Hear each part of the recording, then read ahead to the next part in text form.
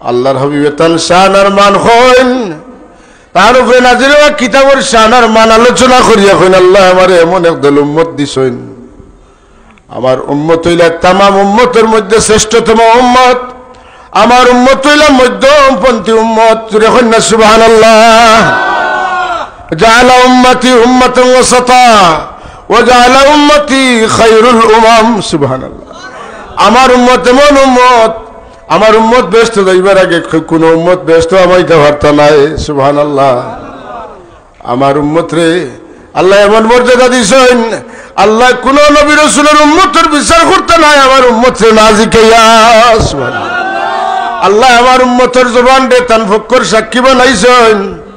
আমার আল্লাহ উম্মতে মুহাম্মদীর জবানের মধ্যে দাম কিতা দিছেন বলে কোন উম্মতে মুহাম্মদী যদি কোন মানুষ মারা যায় আর এই মানুষের বালা সার্টিফিকেট দেয় আমার আল্লাহ এর বালা গছিলেন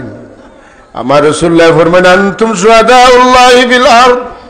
জমিনে তুমি তো আল্লাহর ফকর সাক্ষী তুমি তাই তিনজন মানুষ যদি কোনো মানুষের বালা মানুষ সাক্ষী দিলাও আল্লাহর শরম লাগে এই মানুষের আল্লাহ জাহান্নামে দেন না